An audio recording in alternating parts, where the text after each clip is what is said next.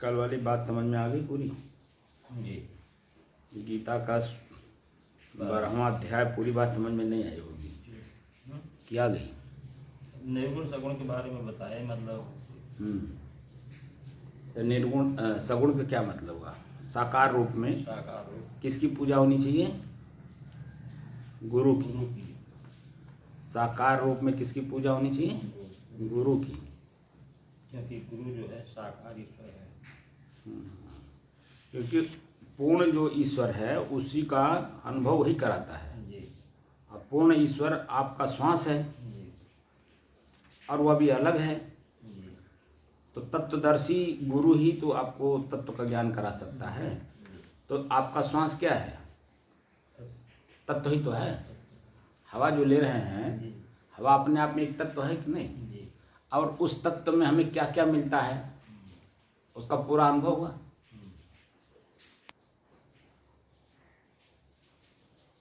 हो गया।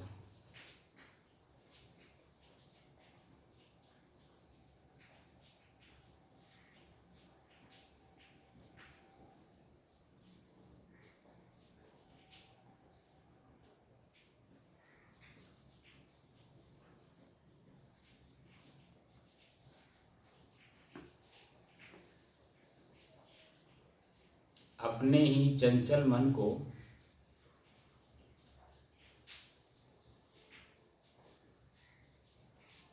एकाग्र, स्थिर एवं शांत करने की दृष्टि से अभ्यास अभ्यास यानी साधना, साधना यानी अभ्यास करते करते आज 657 दिन हो गए। तारीख 25 अगस्त सन 2023, दिन शुक्रवार, प्रातःकाल का समय। आज एक प्रश्न का उत्तर आप बताइए। इसको जरा बंद करिए। आप जो है इस साधना में मन को एकाग्र क्यों कर रहे हैं, स्थिर क्यों कर रहे हैं, और शांत होने के बाद की क्या स्थिति आपकी बनती है, इसी के बारे में मुझे जानकारी। स्व के लिए मतलब कर रहे हैं, स्व तक पहुँचने के लिए। ये साधन है एकाग्र करना, स्थिर करना और अनुभव करना। उसके बाद में स्व का मतलब अपने तक जाने के लिए, अपने को पहचानने के लिए मैं कौन हूँ।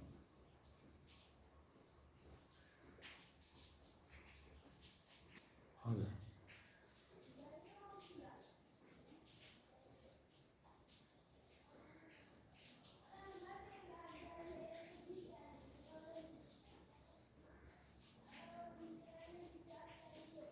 मन को एकाग्र क्यों किया जाता है, स्थिर क्यों किया जाता है, और शांति का अनुभव कब होता है? ठीक है ना? जी। क्यों शब्द दो में लगा, जी एक में कब लग गया? ठीक है ना? जी एकाग्र, हमारा मन पहली बात तो चंचल है। जी चंचल का मतलब है कि एक ही घंटे में, ठीक है ना, दिन की बात नहीं कर रहा हूँ मैं, घंटे की बात कर रहा हूँ। और घटा के आऊँ तो 1 मिनट में जी आपका मन कितनी बात को सोचता है? बहुत बात सोचता हाँ? है, बहुत बातें सोचता है। बहुत बातें सोचता है ना। जी तब जब बहुत बातें सोचे, सब बात मतलब शब्द, जी जी बात शब्द का मतलब यहाँ शब्द से है। इसलिए सोचता है कि जैसे कोई बात सोचा, उसको मन नहीं किए तो दूसरा ख्याल कराएगा, उसको नहीं किए तीसरा ख्याल कराएगा, इसलिए मतलब चंचल बना रहेगा। तो बात का मतलब शब्द होता है ना, जी जी सब कि कुछ और होता है, ये शब्द होता है। शब्द होता है। हमारा मन किसी एक शब्द पर खोज नहीं कर पाता। जी। ठीक है ना, जी। किसी एक शब्द पर खोज नहीं कर पाता। जी। एक शब्द का मतलब होता है एक विषय। जी। जी। कुछ भी बोलेंगे वो शब्द ही बोलेंगे, जी। तो जो शब्द है उस शब्द पे खोज करना मतलब होता है विषय। जी। तो एक विषय पे खोज जब तक नहीं पूर्ण होगा तब तक उसका जो अंतिम परिणाम है उससे शांति प्राप्त करना, यानी दोबारा न करना पड़े, जी। वह सदैव के लिए हमारे जीवन से दूर हो जाए, तभी तो शांति होगी। जी। जिस काम को हम कर रहे हैं उस काम को जब बार बार हम ख्याल करते रहेंगे, ठीक है ना, काम के होने के बाद भी अगर बार बार वो स्मृति में है यानी ख्याल में है, तो इसका मतलब है कि मन में शांति नहीं आई। तो हमारा मन, पहली बात तो एकाग्र करने में हम लोग लगे हैं, क्योंकि हमारा मन चंचल है, एक ही घंटे में कई बातें सोचता है। हमने आपको क्या कराया कि कई बातों के जगह पे एक ही बात का लक्ष्य बनाए, कोई भी एक शब्द। आपने बताया स्व, स्व तो अभी आप जल्दी नहीं जान पाए हैं। पहले जब शुरुआत कराए थे, अगर मैं स्व आत्म स्थिति स्वरूप स्थिति की चर्चा करता, आप क्या समझते बताइए? कुछ नहीं। हाँ, कुछ नहीं समझते। आवाज थोड़ी तेज होनी चाहिए। कुछ नहीं समझते साहब, कुछ नहीं समझते ना, कोई जानकारी थी पहले से। वही तो कह रहा हूँ कि जब हमारा मन चंचल था, जी, जैसे दो काम न होए भुआलू, हंसब ठठाई फुलाए गालू। जी, एक समय में यानी एक जीवन में, जी, एक समय का मतलब होता है ये जो जीवन मिला हुआ है, एक ही काम होगा, या तो गृहस्थी का आनंद ले लीजिए, या तो विरक्ति का आनंद ले लीजिए। बात समझ रहे हैं? दोनों काम को एक साथ आपने करके देखा, उसमें ना इसमें स्थिरता आई ना इसमें स्थिरता आई। किसी में आई? आई कि नहीं आई? ये तो इसमें स्थिरता आ रही साहब। नहीं, मैं पहले की बात कर रहा हूँ कि जैसे आप अध्यात्म में भी गुरुमुख भी तो थे जी, संतों के बीच में भी तो जाते थे, जी, तीर्थ में भी तो जाते थे जी, सत्संग भी करते थे, संतों की सेवा भी करते थे जी, और इधर परिवार का भी सेवा आप करते थे, परिवार के बीच में भी रहते थे जी, बेटी बेटा भी आपने पैदा की, घर मकान भी बनाया, खेती बाड़ी भी आपने लेकर के इनको संपन्न बनाया। जी, आप दोनों तरफ थे कि नहीं थे? हाँ थे, दोनों तरफ थे ना। जी। तो जब दोनों तरफ रहेंगे तो आपका चित्त स्थिर होगा या चंचल बनेगा? चंचल बन भी करेगा साहब। हाँ। इधर भी उधर भी दोनों तरफ दोनों तरफ रहेंगे, तो इसीलिए चंचल बना रहेगा। अब मैंने क्या किया, एक तरफा कर रहा हूँ जी, ताकि जो है जो परिवार है, परिवार में तो शरीर को रखना है, ठीक। परिवार क्या है? कीचड़ और पानी दोनों से सना हुआ है जी, तो उसी कीचड़ और पानी में रहते हुए कमल की तरह, ठीक है ना, नीचे से ऊर्जा लेंगे किसका? मिट्टी का, और पानी का भी ऊर्जा लेंगे, और ऊपर रह करके सूरज का भी हम ऊर्जा लेंगे। लेकिन जब उसमें से निकाला जाता है या उसी में रहते हुए जब उसके पत्ते पर, कमल के पत्ते पर जब पानी डाला जाता है तो देखिए सर करके तो नीचे गिर जाता है, उसमें रहता है? नहीं रहता। कमल का उदाहरण हमारे महापुरुषों ने इसीलिए दिया कि इसी शरीर में रहते हुए, तो शरीर कहाँ रहेगा? समाज में तो रहना ही पड़ेगा ना। भूख लगेगा, भोजन कहाँ से मिलेगा? वस्त्र ठंडी गर्मी से या समाज में जाने के लिए, अपने शरीर को ढकने के लिए वस्त्र की जरूरत पड़ेगी कि नहीं पड़ेगी? जो भी इस शरीर में होगा, चाहे गृहस्थ के रूप में हो चाहे संन्यास के रूप में हो, यानी विरक्त के रूप में, शरीर के जो प्राकृतिक गुण धर्म हैं उससे अपने आप को, माने शरीर को बचाने के लिए भोजन की भी जरूरत है, चाहे आप पत्ते ही खाएं, कुछ भी कर लें, लेकिन भोजन तो देना होगा ना शरीर को, कि नहीं देना होगा? देना होगा। ठंडी गर्मी से बचने के लिए कपड़े की जरूरत है कि नहीं? जी है। बरसात से या अन्य चीजों से बचने के लिए झोपड़ी की या मकान की जरूरत है कि नहीं है? जी।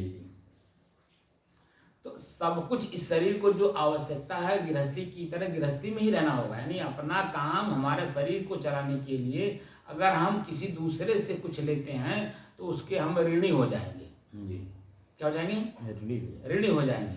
जब मेरा शरीर स्वयं अपने आप में संपन्न है, हाथ सलामत है, पैर सलामत है, दिल दिमाग मस्तिष्क सलामत है, आँख से हमारी आँख पूरी सलामत है, मुंह से बोलने की क्षमता है, जब सब कुछ हमारा शरीर स्वस्थ है तो हम अपने शरीर को ही देना है, चाहे वस्त्र के रूप में, चाहे भोजन के रूप में, चाहे पानी के रूप में, चाहे देखने के रूप में, चाहे चलने के रूप में। हमें अगर देना है तो इसी शरीर से ही क्यों ना कमा करके हम दें। बुद्धिमत्ता तो इसी में होती है जी। क्योंकि मैं और मेरा, मैं अलग हूं और शरीर मेरा अलग है। तो मैं स्वयं इस शरीर को तंदुरुस्त रखते हुए इसी शरीर से उपार्जित करके इसी शरीर को अगर हम दें तो हमारा चित्त यानी मन प्रसन्नचित्त रहेगा, आनंदित रहेगा, उत्साहित रहेगा, उमंगित रहेगा। लेकिन जब हम किसी से लेते हैं तो क्या होता है, चाहे वो गृहस्थ के रूप में हो चाहे विरक्त के रूप में, लेते समय वृत्तियां हमारी मरती हैं। मरने के मतलब दबती हैं। क्या इतनी गहराई में आप जा गए? नहीं गए। जो गहराई में जाएगा, गहराई में जाने के बाद भी दो महापुरुषों ने बड़ी बात अच्छी कही है। कबीर साहब ने कहा कि मांगन मरण समान है, मत कोई मांगो भीख, अब मांगन से मरना भला, यह सतगुरु की सीख। और नीचे उतर करके अनुभव किया गोस्वामी तुलसीदास जी ने अपनी भाषा में लिखा, तुलसी कर पर कर करो। ये दाहिना हाथ जो है आपका है, तो कह रहा है कि तुलसी ये जो दूसरा बायां हाथ है ये दूसरे का मान लीजिए। तो कह रहे हैं तुलसी कर पर कर करो, यानी दूसरे को देने की क्षमता बनाओ। अपने अंदर में क्षमता है ना, आँख से देखने की, पैर से चलने की, हाथ से काम करने की, हमारी क्षमता है। इनका उपयोग करके अपने आप को संपन्न बनाइए और अपने हाथ को, कर माने हाथ होता है, तुलसी कर पर कर करो, करतर कर ना करो।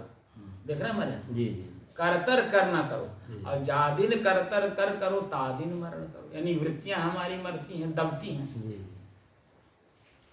तो हमको वो एक बार अगर कोई 100 रुपया दे दिया, ठीक है, उस 100 रुपए के चलते हमारी वृत्ति दब जाती है, वो कुछ भी करे हम बोल नहीं पाते हैं। बात समझ रहे हैं? लेकिन जब आप नहीं लिए रहते हैं तो नहीं दबती है। जो भी कोई सामने वाला कुछ करेगा, चाहे पत्नी के रूप में हो, चाहे बेटा के रूप में हो, चाहे माँ के रूप में हो, चाहे पिता के रूप में हो, चाहे भाई के रूप में हो, चाहे समाज का कोई एक व्यक्ति हो, कोई भी गलती करेगा वहां तुरंत आपको बोलने की क्षमता आ जाएगी, भैया यहाँ आप गलती कर रहे हो, इस गलती को सुधार लो, क्योंकि आपने उससे कुछ लिया नहीं है, बल्कि अपनी क्षमता के अनुसार उनकी सेवा आपने की है। तो इसलिए आपको बोलने की ताकत अंदर से मिल जाती है, क्योंकि आप निर्भय हैं। लेकिन जब हम लेते हैं, हमारी वृत्ति दबती है, वहीं हम भयभीत हो जाते हैं, क्योंकि इनसे लिए क्या बोलें, कैसे बोलें। ये भावनाएं मन में आती हैं कि नहीं? जी। ये स्वतः की चिंतन है कि नहीं? जी, स्वतः की। इसमें कोई इफपट हो तो बताइए। ये तो सबकी अपनी बात है। तो अपने ही मन को, जो हमारा मन चंचल बना हुआ है, उसको तो पहले हम एकाग्र करें। एकाग्र का मतलब होता है किसी एक काम में जो लक्ष्य हम उठाएं, कोई भी एक लक्ष्य आप बनाइए, उस लक्ष्य को जब तक पूरा न कर लीजिए, ठीक है, तब तक लगातार उसी के बारे में सोचना, उसी के बारे में बोलना, उसी के बारे में करना, ये तीनों चीजें उसी एक ही दिशा में होनी चाहिए। जहाँ से शुरू करिए, पहले लक्ष्य बनाइए, तो लक्ष्य बनाने के पहले उसमें नियम भी जान लीजिए कि कौन से किस सब्जेक्ट का, यानी विषय का क्या नियम है, ठीक है ना। वो नियम, क्योंकि शरीर का, प्रकृति का भी है, समाज का भी है, और आत्मा और प्रकृति और पुरुष दोनों का भी है। कई उसमें नियम है ना। तो जब सभी नियमों को आप देखेंगे, देखिए परिवार का नियम, समाज का नियम, गांव का नियम, और एरिया का नियम, जिले का नियम, प्रांत का नियम, देश का नियम, है ना। प्रांत माने राज्य होता है, राज्य का नियम। तो सारी चीज़ों को जब देख करके आप काम करते हैं तो आपकी जो दिन दूना आपकी चित्तवृत्ति है वो प्रसन्नचित, आनंदित, उत्साहित, काम करने की क्षमता, समझ रहे, सब बढ़ता है। लेकिन जब आप नियम न जान करके कार्य करते हैं तब क्या होता है, तो आगे चल करके आप कोई ना कोई आपको वहाँ टिप्पणी कर देगा।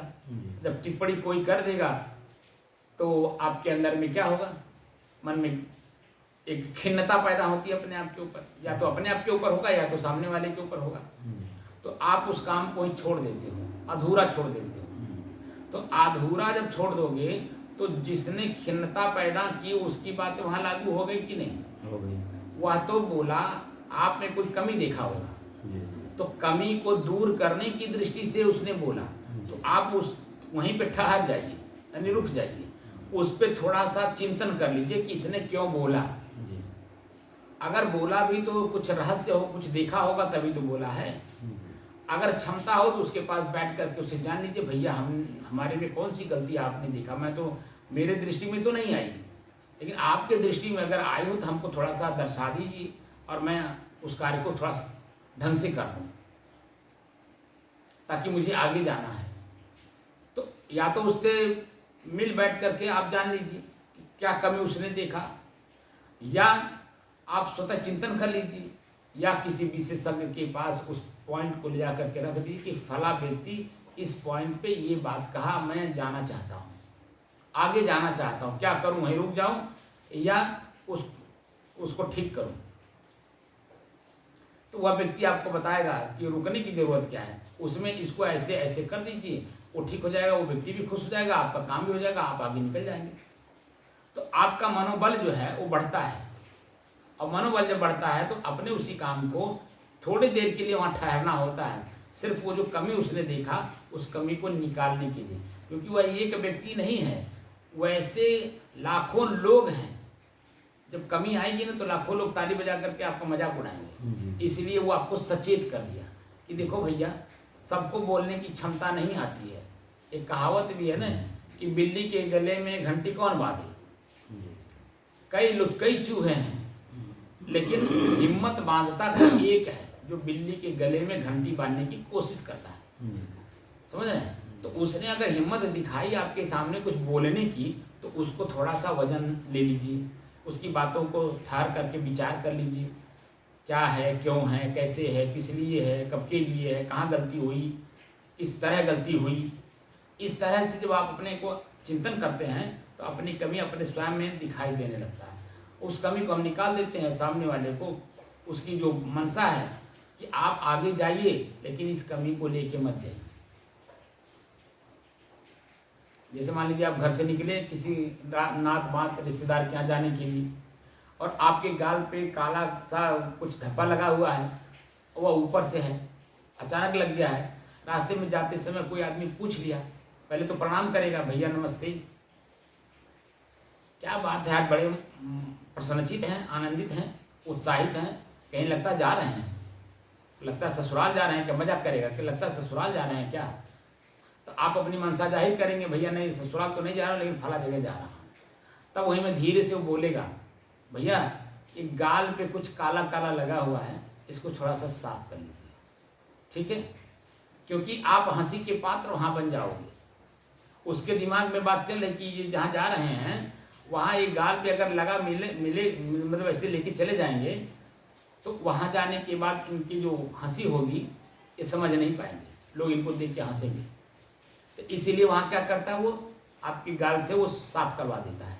तो जब गाल साफ हो गया तो आप उमंग उत्साह से जाएंगे कि नहीं जाएंगे। एक बार शीशा में अपना चेहरा देखेंगे कि नहीं देखेंगे। तो शीशे में चेहरा देखने का मतलब क्या होता है, एनालिसिस, अंग्रेजी में एनालिसिस कहते हैं और हिंदी में चिंतन कहते हैं। तो चेहरा देखने का मतलब क्या होता है, दर्शन को दिल चाहिए तो दर्पण माजत रहिए, और दर्पण लागी काई तो दर्श कहाँ से पाई। दर्पण मतलब चित्त यानी मन, मन में दाग लगा हुआ है यानी भय है, भयभीत है ना मन। तो भयभीत मन किसी चीज को कैसे प्राप्त करेगा बताइए। वह तो प्राप्त करता है निर्भय मन, जिसके अंदर में भय नहीं है, और निर्भय होने के लिए गीता के 16वें अध्याय में पहले श्लोक में ही उन्होंने बताया है कि अभयम सत्व संशुद्धि। निर्भय व्यक्ति वही होता है जिसका हृदय पवित्र होता है, यानी वो गलती नहीं किया है, यानी वो बार बार उस पर चिंतन नहीं करता है, भयभीत नहीं होता अंदर से, इसलिए निर्भय है। बात समझ रहे हैं? तो मन को एकाग्र करने की दृष्टि से हमने श्वास को देखा कि किसी एक काम में लगातार अपने श्वास को देखने में हम लोगों को लगभग 100, 150, 200 दिन लग गए होंगे।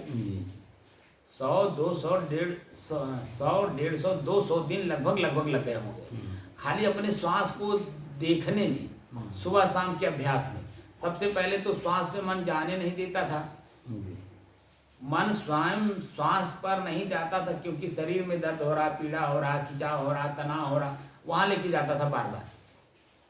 ये बात सही है कि नहीं?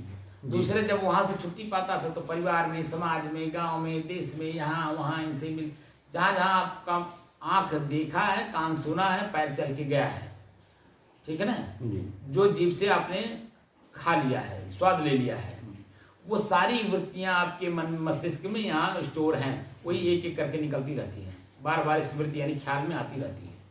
इन सब को मिटाने के लिए यानी स्थिर करने के लिए हमने एकाग्रता का अभ्यास करा। श्वास को बार बार देखिए। क्या इस चालाकी को हमारे आप समझ पाए थे? नहीं नहीं समझ पाए थे ना जी। अगर ये मैं पहले ही बता देता तो आपका मस्तिष्क इस बात को समझ जाता तो नहीं करता, कहता यार तो इस काम के लिए करा रहे हैं, इसलिए कौन काम के लिए, मन एकाग्र के लिए काम बा।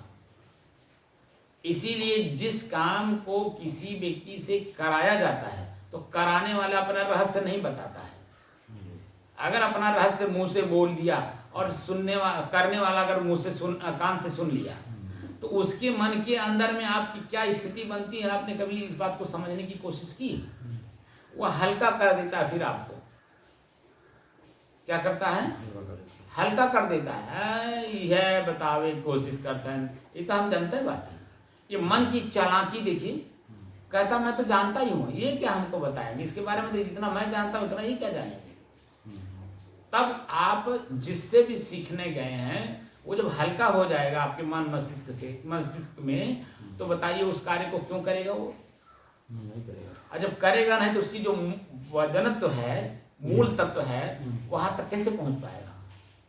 तो हमने जो अपनी चालाकी अभी जो प्रकट कर रहा हूं कि आपके मन को एकाग्र क्यों कराया, इसलिए कि किसी एक काम को करने के लिए लगातार आपका मन पहले तो सुरक्षित अपने आप को महसूस करे,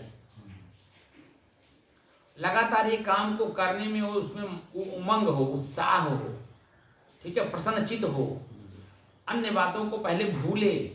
अनेकों भीड़ के अंदर में ये काम करना है ना, आपके मस्तिष्क में अनेकों प्रकार के चिंतन हैं, मनन हैं, ठीक है ना, वृत्तियां बनी हुई हैं। चिंतन मनन का मतलब वृत्तियां बनी हुई हैं, और वो वृत्तियां बार बार उभरती रहती हैं। और वो जो उभरती हैं तो आपको एक काम में मन को लगने नहीं देती है। जब एक काम में मन लगेगा नहीं, लगातार काम करेंगे नहीं, तो उसकी जो सफलता है वो कैसे आपको प्राप्त होगा? नहीं मिल पाएगी। तो बीच में ही रह जाएंगे कि नहीं रह जाएंगे? तो आज 657 दिन में 656 दिन तो जो बीत गया उसमें भी मैंने बहुत कुछ आपको बताया जी। लेकिन इस रहस्य का उद्घाटन आज 657 दिन में मैं कर रहा हूँ, इसलिए कि मन अब जो है, जो आपने स्व शब्द का प्रयोग किया, अब आप जा करके समझ रहे हैं कि स्व क्या है। स्व मतलब मैं स्वयं। हमारी वृत्तियां जो जिस भीड़ में मैं अपने आप को क्या बोलते हैं भूल गया था, ठीक है, मैं कौन हूँ, अपने उस भीड़ उलझ गए थे, उस उलझन को समाप्त करा करके मैंने अब एक काम को लगातार करने के लिए आपकी वृत्ति बनाई और स्वयं का पहले तो पहचान करा लिया। पहचान कराया कि नहीं कराया? पहचान और पहचान भी नहीं कराया बल्कि उसमें स्थिर करा दिया कि देख लीजिए यही तत्व जो है आप स्वयं हैं। मैंने हर चीज का आपको जिक्र कर दिया था कि 5 तत्व अलग हैं, 6वां तत्व मैं स्वयं हूँ। लेकिन स्वयं अपने जो मिट्टी ही है, एक तत्व है, लेकिन मिट्टी मिट्टी में डाली तो क्या समझता कि मैं अपने तत्व में जा रहा हूँ? मिट्टी अपने तत्व को नहीं समझता कि मैं अपने तत्व में जा रहा हूँ। अग्नि अपने तत्व में जा रहा हूँ वो नहीं समझता है। पानी अपने तत्व में पानी जा रहा नहीं समझता है। ऐसे ही जहाँ हम अपने आप में जाते हैं, क्योंकि मनोवृत्ति वहाँ रहती नहीं है तो समझेगा किसी से? ना मन रहता है, ना चित्त रहता है, ना बुद्धि रहती है, ना वहाँ क्रियाएं रहती हैं। वह तो स्थिर वस्तु मैं हूँ ना। और अपनी स्वयं की स्थिर वस्तु स्वयं में जब स्थापित होती है अपने कक्ष में, तो सारी चीजें भूल जाती हैं कि नहीं। हमारा पूरा शरीर अपने आप में न दर्द महसूस होता है, न पीड़ा महसूस होती है, ना किसी प्रकार का कोई अनुभव होता है, ना आनंद की अनुभूति होती है, न प्रसन्नता रहती है। वहाँ तो मैं में बिल्कुल अपने कक्ष में स्थापित हो रहा है। ठीक है ना? तो अपने कक्ष में आपको हमने स्थापित करा करके दिखा दिया कि देख लीजिए यही आप स्वयं हो। इसके अलावा जो कुछ भी मनोवृत्तियों में उठती है ये विकार हैं, बाहरी हैं, आपको परेशान, दुखी, पीड़ित, पश्चाताप में डुबोने के लिए आए हुए हैं। क्योंकि इसका परिणाम क्या होगा? पश्चाताप। मन को शांत नहीं करेगा बल्कि पश्चाताप में डुबोएगा। जब वर्तमान को देखेगा तब कहेगा यार उस समय तो मैंने देखी जोश में, हमको होश तो था नहीं, अब मैं काम को कर दिया, उसका परिणाम देखिए मेरे सिर पे आ गया। अब वो बार बार उस चीज को सोचेगा, बार बार जो है अपने आप को दुखी करेगा। तो एकाग्र आपका मन हुआ ना अब स्वयं में जाने के लिए, स्वयं में आप चिंता नहीं करिए, इसलिए बाहरी वृत्ति से अपने आप को आप बचा रहे हैं। दूसरा हमने कहा ये स्थिरता। तो जब हम स्थिरता उसमें अपने आप में जुड़ जाता है, उसको जोड़ना नहीं पड़ता, धीरे-धीरे जुड़ जाता है, वो उसको जोड़ना नहीं पड़ता है। जब लगातार किसी काम को करते हैं तो वो स्थिर होकर के ही करते हैं, उसको कोई इफर्ट नहीं है, स्थिरता बढ़ जाती है, अपने आप उसमें स्थिरता बढ़ जाती है। उसी को अंग्रेजी में कंसंट्रेशन कहते हैं, कंसंट्रेट हो जाता है आपका मन। ठीक है, एकाग्र और कंसंट्रेट मतलब एकाग्र हो गया।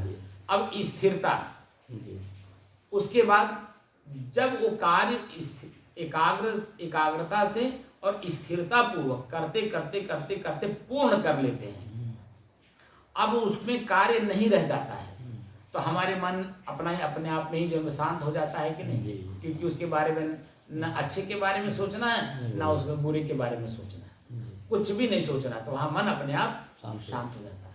तो वो जो शांत स्थिति है वह आपकी अपनी स्वयं की है, अब उसमें कुछ करना नहीं। तो वो अनुभव करा दिया था मैंने पहले। अब जब आप सारी वृत्तियों को त्याग करके स्व को स्व में स्थापित कर लेते हैं तो वही परमेश्वर है, वही परमात्मा है। परम आत्मा, परम माने श्रेष्ठ, आत्मा माने स्वयं। स्वयं अपनी श्रेष्ठता में ही, अपने कक्ष में ही स्थापित हो जाता है। तो वह बाहर उसका प्रदर्शन नहीं कर पाते हैं। बाहर प्रदर्शन अगर कर रहे हैं इसका मतलब है कि अभी मन चंचल है, मन एकाग्र नहीं है, मन स्थिर नहीं है, और शांति का अनुभव कैसे करेगा? तो इसलिए वो पीड़ा, दुख, पश्चाताप, आत्मग्लानि, वो सब कुछ आपको मिलता रहेगा। आनंद की अनुभूति, प्रसन्नता, उत्साह, ठीक है, वो दोनों मिलते रहेंगे। लेकिन स्व के कक्ष में स्व का स्थापन नहीं होगा। समझ रहे कि नहीं? तो चेतन में रहेंगे तब तक, चेतन में रहेंगे। हाँ, जब तक वो तो चेतना, वो प्रकृति का गुण है, चाहे अच्छे में रहे चाहे बुरे में रहे, वो दोनों स्थितियां जो है वो प्रकृति का गुण है। और प्रकृति के गुण से, इसीलिए देखिए त्रिगुणात्मक शब्द लिखा रहता है। त्रिगुणात्मक तत्व से जब तक ऊपर नहीं उठेंगे, क्योंकि प्रकृति है ना, त्रिगुणातीत अवस्था है ये, बात समझ रहे हैं? शब्द का प्रयोग जो शास्त्रों में हुआ हम लोग खाली पढ़ते हैं, अनुभव नहीं हो पाता है। और जब तक अनुभव नहीं होगा, और हमारे जैसे कोई एक विशेषज्ञ यानी सभी ग्रंथों का अध्ययन करके जब इस कार्य को किया जाता है, तब किस ग्रंथ में किस पॉइंट पे जाके किस शब्द का संबोधन, इस स्थिति का संबोधन किस शब्द से किया गया है, कैसे समझेंगे? कल कूटस्थ शब्द का शब्द आया ना, कूटस्थ का मतलब क्या बताया गया था? खूंटा नहीं, खूंटा तो है, लेकिन शब्द का चारा काटने वाला, वो तो अलग बात है। कल मैंने स्थिरता शब्द का अर्थ क्या बताया? स्थिरता, एक जगह रहने वाला, ऊँटा मतलब जगह आने वाला। नहीं, आप अपने डायरी से देख लीजिए, पहले डायरी में देख के बताइए हमको। इस वो जो कूटस्थ शब्द का अर्थ बताया था मैं, वो अभी शब्द मिल नहीं रहा, पहले आप वो देख के बताइए हमको।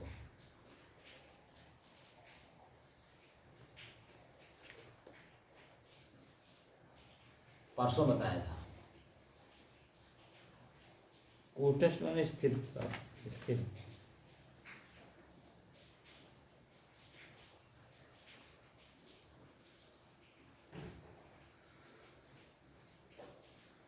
लिखे नहीं सर कूटस्थ, जाने कूटस्थ मतलब सब स्थिर। हाँ, ये जगह जो एक जगह पे जो स्थिर हो। जी, स्तंभ जिसको। हाँ, स्तंभ। जी, स्तंभ। हाँ, स्तंभ मतलब एक जगह स्थिर हो। जी जी। तो हमारी अपनी स्थिरता, जी। अपनी स्थिरता के कक्ष में जब स्थापित होता है जी। और स्थापित होकर के एकदम लीन हो जाता है, तो उसी को कूटस्थ कहा जाता है। ठीक है ना? कहीं घुसने वाला नहीं। हाँ, उसी को देखिए गीता में आत्म स्थिति कहा गया। हमारे यहाँ कबीर पंथ में स्वरूप स्थिति कहते हैं, बार बार बार बार बार बार हमारे। ठीक है, और जो कि स्वरूप स्थिति, आत्म स्थिति, ये सब शास्त्रों में भरा पड़ा है। जी। और इस स्वरूप स्थिति जो है पतंजलि योग दर्शन में भी भरा पड़ा है। स्व में स्व का स्थिरता, जो पतंजलि योग दर्शन है, इसमें भी स्वरूप स्थिति का वर्णन है, आत्म स्थिति का वर्णन है, शब्दों का। इसीलिए मैं कह रहा था ना कि जब तक हम शब्दों के बारे में पूर्ण जानकारी नहीं रखते हैं, तब तक जो है उसमें हम अंदर से जो है क्या रहते हैं, संशय में रहते हैं, भटके रहते हैं। शब्द क्या कह रहा है, हम कहाँ जा रहे हैं, किस दिशा में जा रहे हैं, इस बात का पूरा अनुभव नहीं हो पाता। तो क्या हमने बताया, हम अपने मन को एकाग्र क्यों कर रहे हैं, तो स्व में जाने के लिए, स्व को स्व में स्थापित करने के लिए, यानी चंचलता खत्म करके एक दिशा में सिर्फ चल रहे हैं। तो अब एक दिशा में चल रहे हैं तो देखिए स्थिरता भी है। अब देखिए बारिश हो रही है, ठीक है, अंधेरा भी था, लेकिन आपने उसको त्याग किया और अपने कार्य को लगन पूर्वक करने के लिए वह बाधा आपकी नहीं आई। ना पानी बाधा आ रही है और ना ही जो है अंधेरा बाधा आ रहा है। आप जो है चलिए, टार्च ले लिए, छाता ले लिए, और अपने कमर में जो आप लुंगी बांधते हैं, क्या बोलते हैं उसको, ऊपर बांध करके और चल दिए। तो आपकी बाधा आई क्यों? क्योंकि इसमें आपको कुछ रस मिल रहा है। देखिए, जहाँ कुछ रस मिलता है, ये मन हमारा जो है लाभ देख करके ही काम करता है। तो जब तक लाभ नहीं देखेगा तक क्यों जाएगा, क्यों करेगा? तो आलस, जमुहाई, निद्रा, ये सब आपको घेरेंगे। लेकिन जब लाभ दिखता है और मिलता है, हाथ में मिलता है, जैसे नौकरी 60 साल आपने किया, 60 साल की अवस्था तक आप कितना परेशानी पूरे 30 दिन सहते थे, लेकिन 31वें दिन जो आपको वेतन के रूप में रुपया मिलता था, उसी रुपये के लालच में 30 दिन का दुख, ठंडी, गर्मी, बरसात, भूख, प्यास, मान, अपमान कुल सहन करते थे कि नहीं? हैं? बुखार, जुखाम, खांसी, सब कुछ सहन करते थे कि नहीं? और अपने ड्यूटी पे लगातार काम करते थे, एकाग्र होकर के, स्थिर होकर के, शांत मन से, क्योंकि उसमें लाभ मिल रहा था। और परिणाम में क्या मिलेगा कि जो रिटायर होने के बाद और मरने के बीच में जो हमारी शेष जिंदगी बचेगी, उसके लिए पेंशन मिल जाएगा। और लगातार करने से हमको एक मुश्त जो हमारा फंड है वो हमें मिल जाएगा। तो हमारा जो आज का दुख है उससे जो है हम अपने घर बना लेंगे, खेत ले लेंगे, अन्य जो हमारे काम बाधित है उसको कर लेंगे। तो वो काम मन को स्थिर करके ही तो 60 साल किए। तो उसको एकाग्र, स्थिर और शांत मन से करते गए, क्योंकि उसमें लाभ दिख रहा था। अब इसमें आपको लाभ दिख रहा है। पहले 100-200 दिन तक तो लाभ नहीं दिखा होगा, कि दिखा? नहीं दिख रहा था, नहीं, जब शब्द बोलते थे उसमें कंफ्यूजन था कि नहीं? असल बात जानकारी नहीं हो पाई थी ना। हाँ। कौन शब्द आप बोल रहे हैं, अब धीरे जानकारी, अब धीरे धीरे कई जानकारी बार हो रिपीट हो जा रही है, कई बार रिपीट हो जा रही है, तो रिपीट होते होते तो याददाश्त हो ही जाएगी। देखिए, कोई भी काम एक बार बोलने से नहीं होता, एक बार पढ़ने से नहीं होता, एक बार सुनने से नहीं होता। जब उसी चीज को लगातार 3 बार, 4 बार, 6 बार, 10 बार, 15 बार, जब तक उसके बारे में पूर्ण जानकारी न रख लें, तब तक उसको कई बार रिपीट करना पड़ता है। अभ्यास उसी को बोलते हैं। और अभ्यास, क्योंकि पहले वो अभ्यास में था नहीं, इसलिए सहज था नहीं। और वो कठिन लग रहा था। जी। जब हम उसको बार बार करते हैं तो वही हमारे लिए अभ्यास हो जाता है, वही सहज हो जाता है। तो सहज का जो कठिन है उसको सहज में लाने के लिए ही तो हमें बार बार कार्य को करना पड़ेगा। हम लोगों ने 657 दिन लगातार बार बार 2 घंटा सुबह 2 घंटा शाम 2 घंटा सुबह 2 घंटा शाम करते करते न इस बात को मैं आज आपको बता रहा हूँ। शायद हो सकता हो मैं भी न जानता रहा हूँ, ऐसे भी हो सकता है, लेकिन अब ध्यान पर आ गया, ऐसा भी हो। लेकिन और भी बात है कि जब हम इस पे डूब रहे हैं तो हमको भी नई नई चीजें मिलती हो, और वो नई नई चीजें मैं आपको भी देता हूँ, ऐसा भी हो सकता है। नहीं हो सकता है? हो सकता है। तो इसलिए जब हम बार बार किसी कार्य को करते हैं तो उसमें नई नई चीजें और मिलती हैं, नए नए अनुभव होते हैं। क्योंकि अनु माने पीछे, भव माने उत्पन्न होना। तो प्रयोग जब करते हैं तभी तो उसमें से कुछ मिलता है हमें।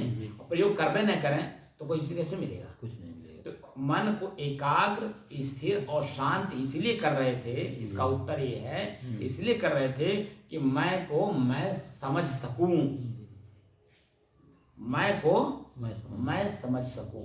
क्योंकि अनेकों विषय हैं, उसी अनेकों विषय में हम उलझे हुए हैं, और मैं ढूंढ तो रहा हूं मैं को ही, लेकिन अनेकों विषयों में, अनेकों उलझनों में मैं खोज रहा हूं। चित्त चंचल है, उसमें खोज रहा हूं। ठीक है, तो उसको एकाग्र, स्थिर और शांत करने के बाद जब हम अपनी तरफ बढ़ते हैं तब समझ पूरी आती है, तब दिखाई देता है कि वास्तव में मैं क्या था और क्या हूं आज। जो कल था वह आज हूं, ये दोनों जब हम पढ़ते हैं तब आगे कल के लिए हमारा रास्ता साफ हो जाता है। यानी कोई व्यवधान नहीं रह जाता, क्योंकि हम कल का व्यवधान आज समझ लिए, आज का कल के लिए आज ही व्यवधान को हम खत्म कर दिए। तो हमारी वृत्तियां अपने विषय में भाग रही थी, हमारी जो इंद्रियां हैं अपने विषय को मांग रही थी, हम उसको पूरा कर रहे थे। और जब उसको पूरा कर रहे थे तो हमको अपने तक कैसे जाने देंगे? जैसे एक आदमी 5 औरत से ब्याह कर ले तो उसकी क्या दुर्गति होगी?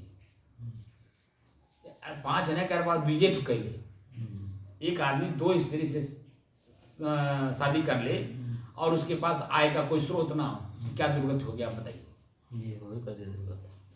आय का स्रोत भी हो तो भी उनकी अपने परिवार की जो वो है वो आपस में कलह होता है कि नहीं? कलह आ जाएगा ना। तो जब हम एक से चलते हैं तो कलह कहीं आती है? ऐसे ही हम अपने ही शरीर में, हमारी 5 इंद्रियां हैं, ज्ञान इंद्रियां और 5 कर्म इंद्रियां, इन 10 से मैंने शादी कर रखा है। रमण का मतलब क्या होता है? शादी होता तब तो रमण होता है, हम इसी में रमण कर गए हैं। और जब रमण कर गए हैं तो इनके जो इच्छाएं हो तो पूरा करना पड़ेगा कि नहीं करना पड़ेगा? ये हमारे शरीर में चिपक गए हैं, जो कि अलग अलग, देखिए आँख अलग है, खाली देखने का काम करता है, कान अलग है, देखिए सुनने का काम खाली करता है, नाक अलग है, देखिए सूंघने का काम खाली करता है, जीभ अलग है, देखिए खाली बोलने स्वाद लेने का काम करता है। ऐसे सारे पार्ट्स मेरे में चिपके हुए हैं, मैं इसी में आसक्त हूँ। जब तक इन्हें अलग अलग नहीं करेंगे और इनके अलग अलग करने के बाद इनको हमें कहाँ पर कितना काम लेना है ये नहीं जानेंगे, तब तक जो भाई यही तो हमें परेशान कर रहे हैं। हाँ, यही ब्रह्मांड है, इसी ब्रह्मांड में हम चिपके हुए परेशान हैं, दुखी हैं, पीड़ित हैं। ये भी एक देश है, गांव है, ये पुर है, इसी में परेशान है। ये हमारे सदस्य हैं, ये सदस्य लोग ही हमें परेशान किए हुए हैं। तो सदस्य अपने अपने जगह पे काम करें, मैं अपनी जगह पे स्थिर रहूं, इनको बुला करके जब हमारी जरूरत हो इनको बुला करके काम करवा लूं। बाकी काम कराने की परिश्रम, इनको जो पारिश्रमिक है वो दे करके इनको विदा कर दूं। तो आँख उतने खोलूं जितनी इसको देखने की आवश्यकता है, कान से शब्द उतने सुनूं जितने हमारे लाइन की हो। हमारे लाइन से विपरीत शब्द सुनने पे आपके मन में खटास आती है, खटाई पड़ जाएगी, भटकाव आ जाएगी। नौ मन दूध बटोर के टिपके किया विनाश। 9 मन दूध यानी वेद, शास्त्र, गीता, भागवत, रामायण, पुराण, बाइबल सब कुछ हमने पढ़ लिया, एक विषय के भोग में हमने खटाई डाल दी। आंख से खाली देखना शुरू कर दिया, कान से सुनना शुरू कर दिया, कहीं भी एक में काया आप चिपक जाइए तो एक बूंद खटाई आपने डाल दी और आप बता दें पूरा का पूरा दूध फट करके क्या हो जाएगा, नष्ट हो जाएगा, उसमें घी निकलेगा ही नहीं, सार तत्व तो मिलेगा ही नहीं। तो हम इन्हीं इंद्रियों में टिपके किया विनाश उलझ करके एक बूंद जो अपने आप में हम डाल दिया। तो इससे बचाना है। दूध जहाँ रखा जाता है तहाँ देखिए दूध रखने वाला एक तो अपने स्वयं जानता है, एक उस व्यक्ति को वहां रखता है जिसका मन चंचल ना हो। भले हमारी पत्नी ही क्यों ना हो, हाँ, ध्यान से हमारा बेटा ही क्यों ना हो, हमारा भाई ही क्यों ना हो, हमारे माता पिता ही क्यों ना हो, अगर वो चंचल हैं तो उनको दूध के पास नहीं बैठाया जाता है। भले हमें वहीं खड़ा रहना पड़े, हम वहीं से खड़ा होकर के सारा काम करवा लेंगे सबको बोल बोल करके, लेकिन वहां से हटेंगे नहीं, क्योंकि मैं जान रहा ये एक चीज कुछ भी उसमें पड़ गया तो फटते देरी नहीं लगेगा। इसलिए उसकी सुरक्षा की जाती है कि नहीं। दूध सब स्वयं मैं हूं, घी तक मुझे जाना है, यानी अपनी स्थिरता को मजबूत करना है। मैं जो हूं उसी को अब जब झलक लग गई है, मिल गई है, जैसे दूध का झलक लग गया कि दूध में बहुत कुछ है। दूध में देखिए क्या क्या है, दूध से खीर बनता है, हाँ? दूध से ही आपके जो पेड़े बनते हैं, दूध से और क्या क्या बनते हैं, पनीर बनता, खोआ नहीं वो तो फटने के बाद ना, मतलब दूध है, खीर बनता है, रबड़ी बनती है, पेट क्या बनता है वो जो बनाते हैं, अभी नाम लिया हूँ मैं भूल गया, पेड़ा, हाँ पेड़ा, रबड़ी में कई मिठाइयाँ बनती है कि नहीं, बर्फी बनती है, कई तरह की मिठाइयाँ बनती है कि नहीं।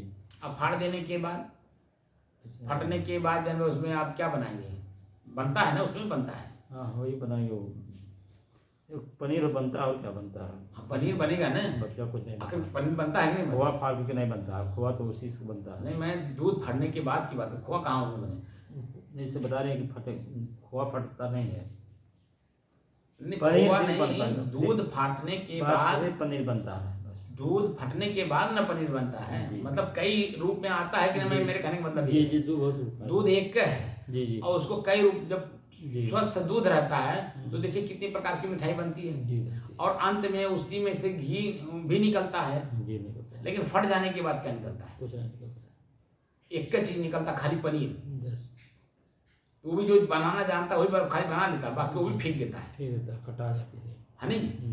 तो इसलिए जो मैं हूं मेरे में ही सब कुछ निहित है, लेकिन खटाई डाल देंगे फट जाएगा तब क्या बनेगा, तो खाली पश्चाताप, चेहरा गिरा हुआ, शरीर अस्वस्थ रहेगा, किसी काम में मन नहीं लगेगा, ये तो होगा। लेकिन जब मैं अपने आप में स्वस्थ रहता हूँ तब चाहे जो करें, चाहे जो करें नहीं, जो हमसे कोई करवा ले, हम तो जो करेंगे वो तो करबे करेंगे, हमसे जो भी आदमी, दूसरा भी आदमी हमसे कुछ भी करवा सकता है, क्योंकि मैं स्वस्थ हूँ, स्व में स्थित हूँ, इसलिए स्वस्थ हूँ और मैं कुछ भी कर सकता हूँ, क्षमता रखता हूँ। लेकिन उसी में खटाई पड़ गई तब आप कोई व्यक्ति हमसे कोई काम करा लेगा। जब मैं अपने ही काम को करने में अस्वस्थ हूँ तो आप किसी दूसरे का कैसे काम करना। इसीलिए ये जो मन की एकाग्रता, स्थिरता और शांति का अनुभव कराने के लिए मैंने अभ्यास जो कराया वो इसलिए कराया कि सबसे पहले प्रकृति को जानिए, अलग अलग हैं। जब स्व में स्थित हो गया, अब अपने मैं कहाँ कहाँ उलझा हूँ, मैं तो अब कंफर्म हो गया कि मैं यही हूँ, ठीक। अब जो है एकाग्र स्थिर हो करके एक एक विषय पे आपको चिंतन करना होगा कि मैं कहाँ कहाँ किन किन विषयों में, किन किन तत्वों में मैं उलझा हूँ।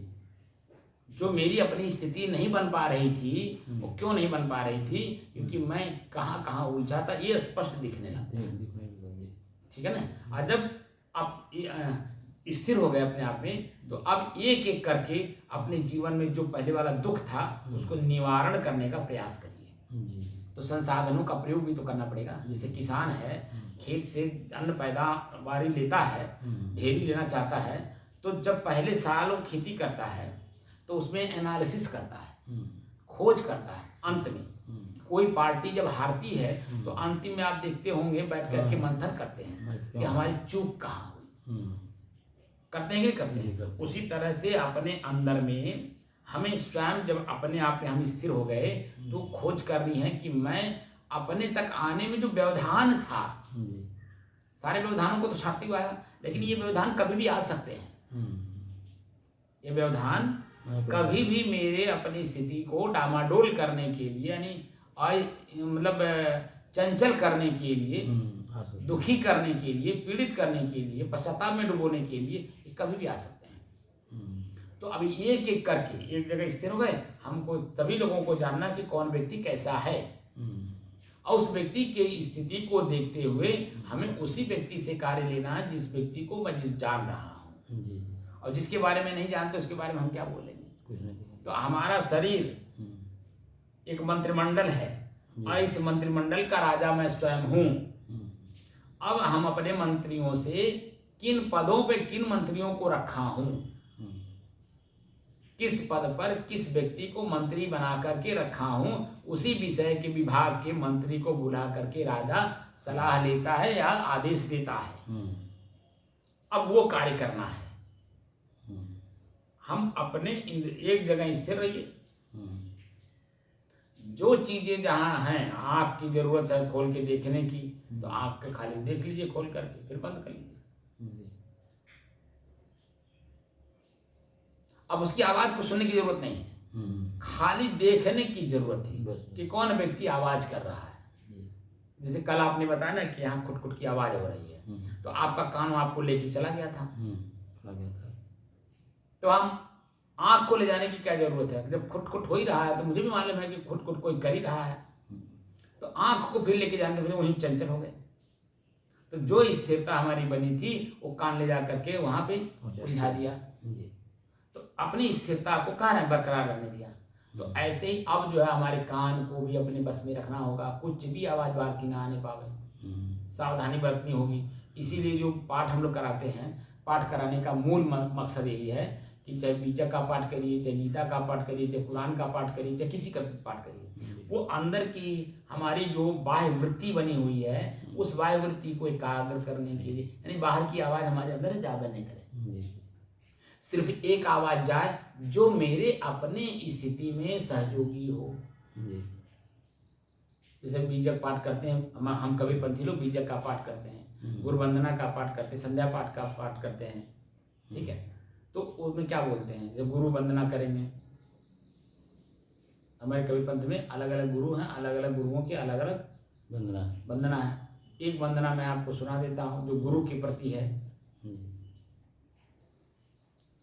गुरु दीन दयाला, धीरज आला, क्षमा को पाला, सत्यमयी, दया को धारण, स्वतः विचारण, भरम निवारण, बोध जयी, बंधन तोरी, जीवन छोरी, करी निज ओरी, परख दई, बिनवो चरना, काज सुधरना, तुम्हारी सरना, शांति आई, सदगुरु देवा, दया धरेवा, पार करेवा भव सागर, निरंकारी जग से पारी,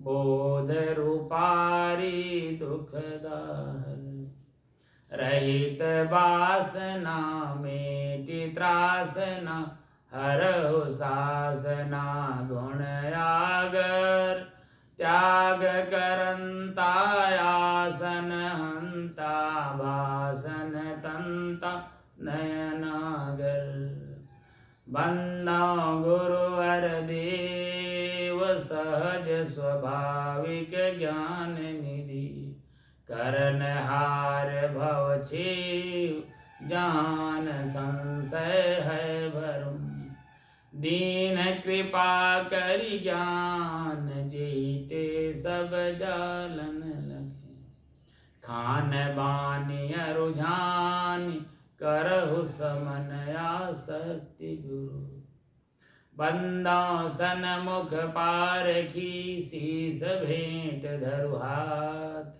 वचन उचारों बंदगी सत्य प्रेम के साथ साहे। अभी जो मैंने वाणी बोला है जी शुद्ध वाणी है, इसमें कोई मिलावट कहीं नहीं है। जी। एक शिष्य अपने गुरु से वंदना करता है जी तो अपनी व्यथा कहता है कि नहीं कहता है? कहता है। इस वाक्य में अपनी व्यथा कहता है। जब व्यथा जब तक हम गुरु के सामने रखेंगे नहीं तो कथा सुना करके हमारी व्यथा को दूर कैसे करेंगे? जी तो शुद्ध है, एकदम विशुद्ध है। शिष्य अपनी व्यथा को अपने गुरु के सामने रखता है। ठीक, तो हम अपनी आवाज को अंदर ले गए, हम बाहर की आवाज सुनना नहीं करेंगे।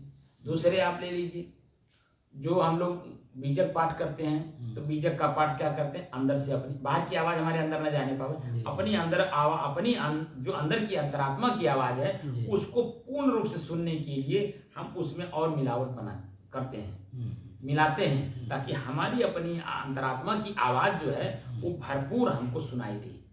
इसलिए बाहर की, क्योंकि जो गुरु के वर्ड हैं, शब्द हैं, वो हमारे तक पहुंचने के साधन हैं, हमारे मतलब मैं के तक पहुंचने, स्व तक पहुंचने के संसाधन है। इसलिए बीजक का पाठ किया जाता है। क्या?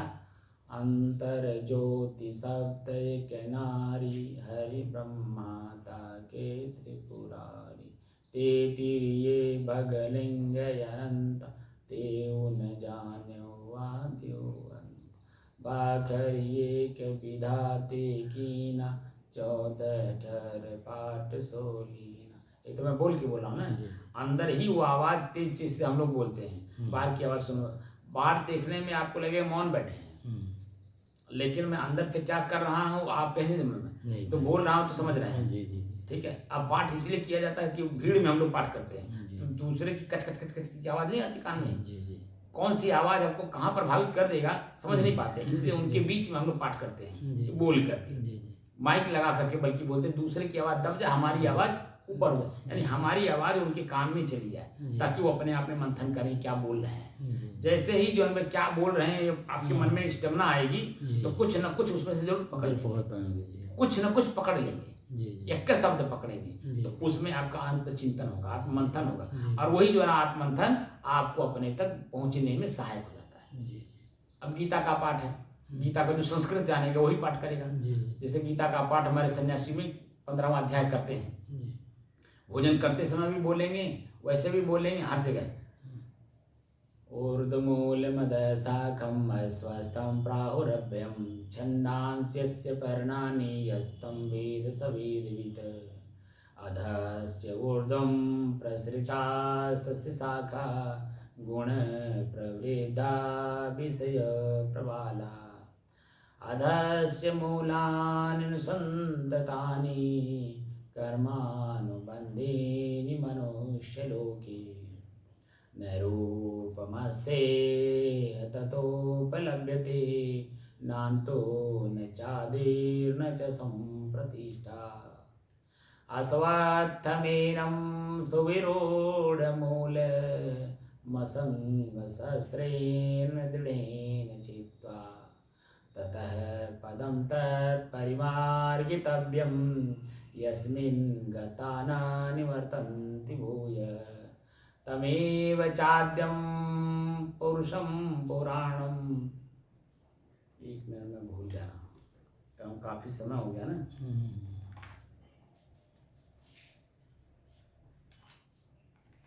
जब कोई चीज ज्यादा दिन हो जाता है हाँ तो भूल जाता है।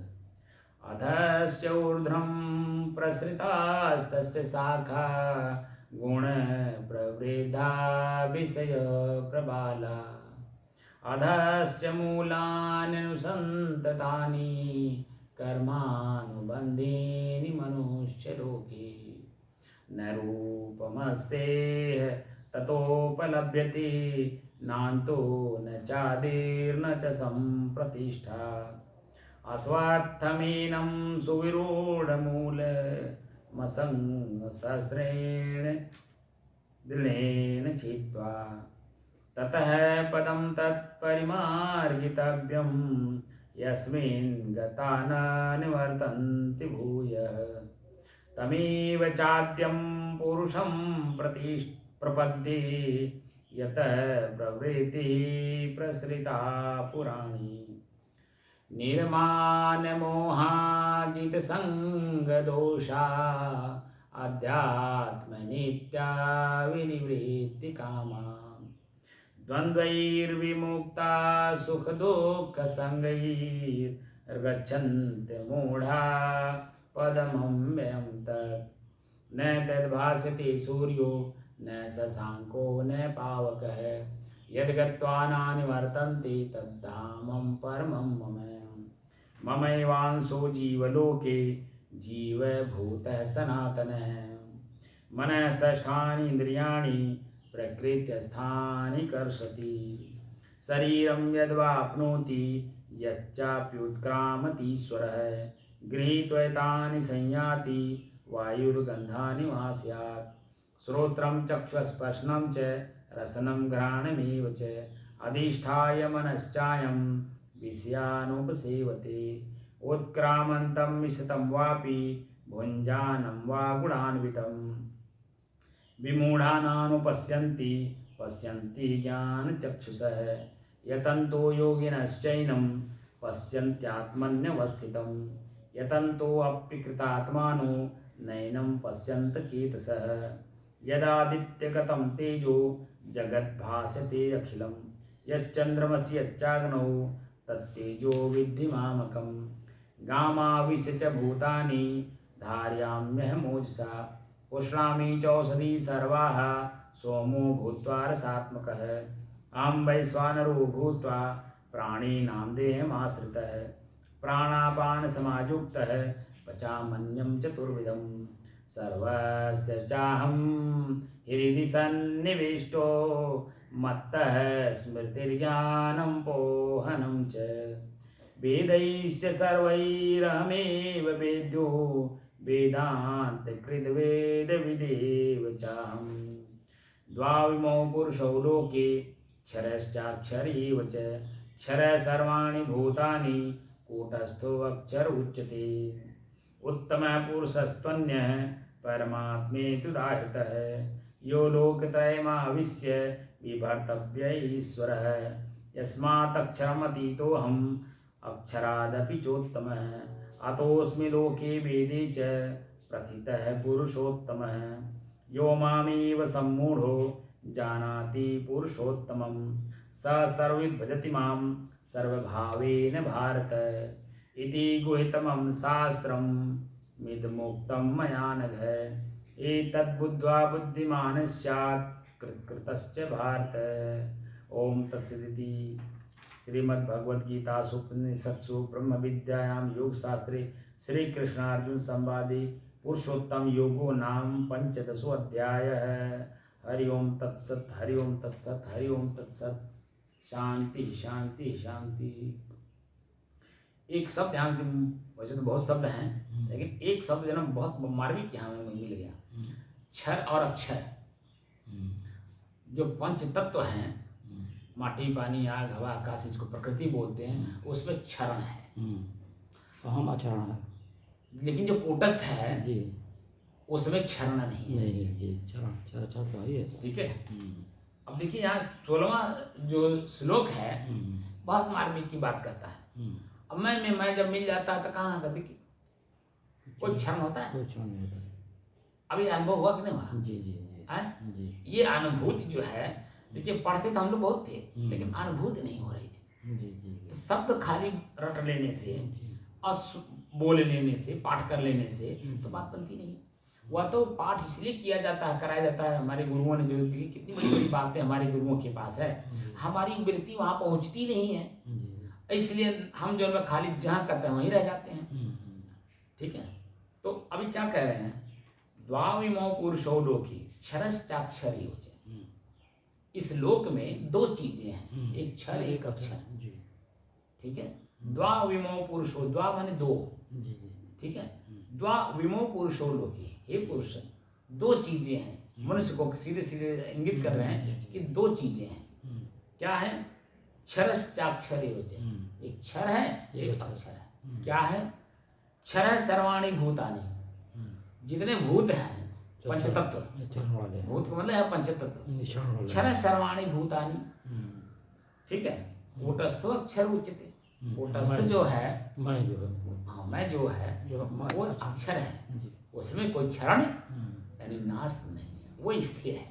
उसी स्थिर वस्तु को कूटर वाले स्थिर होता है। वो तो कह रहा हूँ, उसी स्थिर वस्तु को प्राप्त करने के लिए हम लोग संसाधनों का प्रयोग कर रहे हैं, जी ठीक है। और उसमें और बढ़ोतरी हो व्यवहार में, इसीलिए दया, क्षमा, संतोष, धैर्य, विचार, विवेक, गुरु भक्ति, नम्रता, कोमलता, ये जो दैवी गुण हैं उनका समय समय से पालन करते हैं, तो हम देखिए कितना अपने हमारी जो चीज है वो और मजबूत होती है, यानी उसमें कोई क्षरण नहीं होता है, न दुख होता है, न उत्साह होता है, न उमंग होगा, न पीड़ा होगी, कुछ भी उसमें न, दोनों में से कोई नहीं मिलेगा। मैं जो है वही अपने आप में और मजबूत होता है। लेकिन वो उस सूक्ष्म तक जाने के लिए इतनी गहराई में कौन जा पाता है। और पहली बात तो देखिए, अभी उस लड़के को मैंने क्या कहा कल कि तुम्हारा शरीर दर्द करे चाहे तुम्हारा पैर दर्द करे, तुमको 2 घंटा बैठना है। वो मैंने क्यों कहा, इस रहस्य को तो नहीं समझ पाया। मैंने इसलिए कहा कि जैसे आता है ना, तो माँ आना तो चाहता नहीं पहली बात तो, अब वहाँ मोबाइल चलाता है। तो जब मेरे पास हो तो मेरे गुण कुछ ना आपके अंदर में हो, तो आने वाला व्यक्ति आप पे कैसे प्रभावित होगा। कुछ तो मेरा गुण आप में होनी चाहिए, ठीक है ना। तो जब बैठोगे कुछ नहीं करोगे, कहोगे सुनोगे तो सही है, सुनोगे तो धीरे धीरे ये चीजें आज नहीं अच्छी लग रही हैं, लेकिन कभी कभी न कभी, जैसे आपके माता पिता या हमारे माता पिता, हम लोगों को अगर संतों के पास ना ले गए होते, कुछ आवाज, कुछ वहाँ देखने को ना मिला होता, कुछ सुनने को ना मिला होता, तो आज जो जिस स्थिति में हम लोग हैं कुछ कर पाते, तो आज वहां से शुरू करना पड़ता। तो अपने मन से संतों के पास चले हो, कहाँ चले, कौन जगह जाए, सब जगह तो लूटे रहे, बैठल बाट, पैसा रहे तो मन है, ना तो मन बंद करिए। अब मन में कुल कल्पना हुई, लेकिन हम लोगों ने जो पूर्व में देख लिया है, वहां देखिए सबका मन एकदम निर्मल था, जाने वाले का भी मन निर्मल था, और जिसके पास जाया जाता था उसका मन तो निर्मल रहता ही था। तो दोनों में कमी आपस में जुड़ाव होता था। अब वह जुड़ाव ही जो है उसी को भक्ति, पूर्ण रूप से भक्ति उसी को कहते हैं, जिसके पास जा रहा हूँ वो निर्मल हो और मेरा मन भी निर्मल हो, तो दोनों एक में मिल जाते हैं। तब जो है वहां से नई चीजें जागृत होती हैं, तब भगवान, ईश्वर, खुदा, गाड, प्रकृति, पुरुष, क्षर, अक्षर सब कुछ जानकारी मिलती है, जहाँ दोनों के मन निर्मल होते हैं। तो हाँ, उस समय में सभी संतों के मन में कोई छल कपट नहीं था। हाँ, छल था, थोड़ा सा था। क्या था कि इसको किस तरह से हम अपने धर्म मार्ग में लगाएं, इसके अंदर में चेतना कैसे लाएं। इसलिए ये सब जो बाहरी जो बन गया है, जिसको हम लोग आडंबर कहते हैं, वो आडंबर नहीं वास्तव में, वास्तव में वो आडंबर नहीं है, वह एक हमारा विकल्प है। किस तरह से इस जीव को दलदल में फंसा हुआ उसको बाहर निकाले, कैसे तो निकले, किसी तरह से तो निकले। अरे एक बार निकल के तो देखिए, ये उनके अंदर में अब इतनी जो सोच ऊंची है, उस सोच, ऊंची सोच में मेरी सोच है नहीं, इसलिए मैंने कह दिया क्या आडंबर करते हो। एक बात बताओ, अगर पहली क्लास ना रहे, पहली क्लास, दूसरी क्लास, तीसरी क्लास, चौथी क्लास, 5वीं क्लास, 6वीं क्लास, 7वीं क्लास, 8वीं क्लास, 9वीं क्लास, 10वीं क्लास, 11वीं क्लास, 12वीं क्लास, तो ऊपर आप कैसे जाओगे। अब यहाँ से साइड बदल जाता है, 12वीं क्लास तक तो सब घाल मिल करके पढ़ाया जाता है, सभी सब्जेक्ट एक साथ पढ़ाया जाता है। लेकिन 12वीं के बाद जब सब्जेक्ट आपकी इच्छा अनुसार, आपके लक्ष्य के अनुसार अलग अलग कर दीजिए। कोई आर्ट्स से लेता है, कोई कॉमर्स से लेता है, कोई साइंस से लेता है, तो अपने लक्ष्य के अनुसार जाता है ना। कोई वहीं इंटर के बाद बीटेक करने लगता है, साइड बदल जाता है, और जैसे साइड बदलता है उसी अपने लक्ष्य पे वो अपने विषय को चॉइस करके उसी दिशा में बढ़ जाता है। लेकिन 12वीं तक तो सबको एक साथ पढ़ना पड़ता है ना, क्यों पढ़ाया जाता है सबको एक साथ, कि किस बच्चे का लक्ष्य किस दिशा में जाएगा हमें पता नहीं है। इसीलिए हम 8 सब्जेक्ट पढ़ा दे रहे हैं, ताकि इसको पूरा जानकारी, सामाजिक ज्ञान हो जाए, पारिवारिक ज्ञान हो जाए, मित्रों का ज्ञान हो जाए, एक सामाजिक ज्ञान, विज्ञान, सामाजिक ज्ञान पढ़ाया जाता है। उसके बाद विज्ञान यानी विशेष ज्ञान, जो जानते हो उसको प्रयोग कैसे करो, वो सारी चीजें जो है ना हमको दिया जाता है। लक्ष्य वहां से बदलता है 12वीं क्लास से। तो जब तक हम ABCD नहीं पढ़ेंगे, हम पहली बात तो हम संतों के पास, माता पिता के साथ जाए ना, वहाँ नम्रता ना पालन करें, उनके साथ उनको रहन सहन, खान पान, उनकी कार्यशैली ना देखें, तो हमारी कार्यशैली कैसे बदलेगी। इसीलिए वो ABCD था। आज भी वो है। जो उसको नहीं पालन करेगा वो डायरेक्ट कूद करके कैसे में BA में जाएगा। यानी आत्म तत्व तो हमारा PhD है। PhD क्या है? लास्ट चीज है स्व को स्व में स्थित करने के लिए। 3 लाख कितना है? 3,84,400 किलोमीटर है चंद्रमा पृथ्वी से। पृथ्वी से चंद्रमा की दूरी 3,84,400 किलोमीटर की दूरी पर है चंद्रमा। कल बता रहा था। अच्छा। अब बता दीजिए कि क्या वो अचानक 3,84,400 किलोमीटर क्रॉस करके वहां पहुंच जाएगा? कि एक एक इंच जो है उसको चलना पड़ता है कि नहीं? 3,84,400 किलोमीटर है पृथ्वी से चंद्रमा की दूरी, जो कल बता रहा था। हो सकता है मैं कुछ अंक इधर उधर भी बोल दिया हूँ, लेकिन 3 लाख से ऊपर ही है। ये तो इतना तो कंफर्म हो। 84 में 74 है कि 84 है कि 85 ये नहीं मुझे मालूम, लेकिन 3 लाख से ऊपर है। तो हमको खाली एक बात लेना है कि एक एक कण जब क्रॉस करेगा तभी तो वहां जाएगा। एक एक कण यानी एक एक सूत। सूत का भी 100वां अंश ले लीजिए, नीचे आइए, कण है। एक एक कण को जब दूर पार करता है तब जो 84 लाख 3,84,000 किलोमीटर वो गया। तो अब हम अचानक नहीं कूद के पहुंचा देंगे, बीच की जो दूरी है। हाँ, स्पीड बढ़ा सकते हैं। स्पीड बढ़ा करके उसकी ताकत दे करके हम कम से कम समय में वहां पहुंचे। जैसे रूस कम से कम समय में चांद पे जाने की कोशिश की, पहुंच जाता, ऐसी कोई बात नहीं हो, क्योंकि वहां तक पहुंच ही गया था। खाली स्थापित नहीं कर पाया, क्रैश हो गया। तो वही जो कंट्रोल करने की क्षमता जो हमारे इसरो ने किया था, वो चीजें उसने लागू नहीं किया था। क्योंकि स्पीड में कोई भी चीजें जब कहीं रुकती अचानक नहीं रुक पाएगी तो वहां क्रैश हो ही जाएंगे, क्योंकि उसके अपने गुरुत्वाकर्षण भी तो है। गुरुत्वाकर्षण को भी देख करके जब कार्य किया जाता है। किसी का आपने देखा होगा कि 2 चुंबक अगर आपस में आप ऐसे मिलाने की कोशिश करिए तो देखिए जो लोग भागते हैं सब, हम मिलना नहीं चाहते हैं, कैसे मिलेंगे? आप कभी देखे होंगे। तो ऐसे 2 गुरुत्वाकर्षण, एक पृथ्वी का गुरुत्वाकर्षण, एक चंद्रमा का गुरुत्वाकर्षण। पृथ्वी के जो गुरुत्वाकर्षण की वस्तु हैं वो वहां अचानक कैसे जा करके जन्म चिपक जाएंगे। उसको कंट्रोल करना पड़ता है, वो फेंकता है। इसलिए धीरे धीरे वैज्ञानिक कितने हर पॉइंट को जो है अपने में फिट करके तब जा करके वो चांद पर अपने कक्ष में स्थापित किया। अपने चांद जो चंद्रमायान बनाए थे, चंद्रयान, उसको जो है उसमें स्थापित कर पाए। ऐसे ही जो मैं हूँ, मैं को स्थापित करने में इतना आसान थोड़ी है। बाधाएं कितनी हैं। सभी बाधाओं को, हर प्रकार की बाधाओं को जब दूर करेंगे तब जा करके आप अपने को अपने आप में अपनी कक्षा में आप स्थापित कर पाएंगे।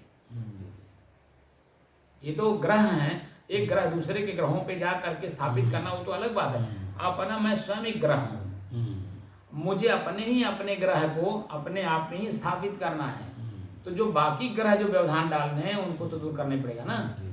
बिना दूर के कैसे होगा? तो मन की एकाग्रता, मन की स्थिरता और मन की शांति, ये पूरा भरपूर प्राप्त करने के बाद अब स्व में स्थित हो गया। अब एक एक विषय को पीछे मुड़ करके देखना है कि हमारा व्यवधान अभी आगे जाने में कहाँ कहाँ रह गया है। जैसे आँख से बहुत कुछ आपने देख करके इसमें स्टोर कर रखा होगा, वो बातें बार बार आपको पंच करेंगी। उसको निकालिए, निकाल करके उसको धोइए। धोए कैसे धोएंगे? तो जो 6 प्रश्नवाचक चिन्ह हैं इनको उस पर लगाइए। तो पहली बात तो आपको लगाने नहीं आएगा, क्योंकि वो बार बार वही स्मृति में आएगा। तो उसमें क्या, क्यों, कैसे, कब, कहाँ और कौन, ये जो प्रश्नवाचक चिन्ह हैं, जब तक उसमें आप लगाएंगे नहीं, बार बार लगाएंगे नहीं, तब तक वो बार बार जो स्मृति में आ रहा था वो हमारे दिमाग से उतरेगा नहीं।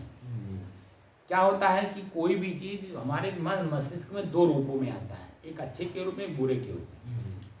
तो अच्छा भी बार बार याद आता है तो मन प्रसन्नचित होता है, बुरा भी बार बार याद आता है तो हमको दबाता है, पश्चाताप में डुबोता है। हम जो भी बातें हमको पश्चाताप में डुबो रही हो या आनंदित कर रही हैं उनको हम पकड़ें, और उसमें जो भी आनंद और सुख और पीड़ा दुख का अनुभव हो रहा हो उसको कैसे निकालेंगे। उसी शब्द से, उसी शब्द पे ही चोट मारनी होगी। यानी प्रश्न पे प्रश्न करना होगा। कबीर साहब का एक साखी यहाँ लागू होती है, फहम आगे। फहम कहते हैं विचार को, ये फारसी भाषा है। फहम शब्द जो है ये फारसी शब्द है। तो फहम आगे यानी दूरदृष्टि, आगे का मतलब दूरगामी, इसका परिणाम क्या होगा। फहम आगे, फहम पाछे, पीछे का मतलब जो हमने कर चुका है उसको। फहम दाहिने गे, वर्तमान, पीछे जो हो गया वो भी तो चला गया, वो वापस आने वाला नहीं है। आगे आने वाला अंधा मोड़ है, सामने दिखाई देता नहीं है। तो जो वर्तमान है यही तो मेरा अपना है। तो वर्तमान में हम लोग चर्चा कर रहे हैं एक विषय पे, मन एकाग्र क्यों किए, मन स्थिर क्यों किए, और शांति का अनुभव हुआ कि नहीं हुआ। पहली बात तो मन हमारा स्थिर हुआ कि नहीं, चंचल तो है, वो एकाग्र हो रहा है, लेकिन स्थिर हुआ कि नहीं, ये इस पॉइंट को कैसे समझेंगे, क्योंकि उसमें एकाग्रता में ही स्थिरता जुड़ा हुआ है, वो जोड़ना नहीं अलग से, लेकिन कैसे अनुभव हो। सूक्ष्म रूप से एकाग्रता में ही स्थिरता जुड़ा हुआ है। परिणाम में आने के बाद ना मन को शांत होगा कि अब दोबारा इस काम को नहीं करना है, तो वो स्थिर शांति हो गई। तत्काल में मन प्रसन्न होता है, ये शांति का अनुभूति होती है, लेकिन इस काम को दोबारा नहीं करना है, अब यही समाप्त हो गया, वो स्थिर शांति हो गई। तो स्थिर शांति ही तो मैं हूँ। अब कोई कार्य नहीं करना, अब क्या करना है, जो मैं हूँ, मैं को मजबूत करने के लिए जो पूर्व में कर्म हो चुके हैं उनको आज ही मिटा देना है। कैसे मिटाएंगे, जब तक उसकी बुराई, स्वयं में उसकी बुराई समझ नहीं आएगी आपको, ये मुझे स्वयं अपने आप में तो बुरा ही है।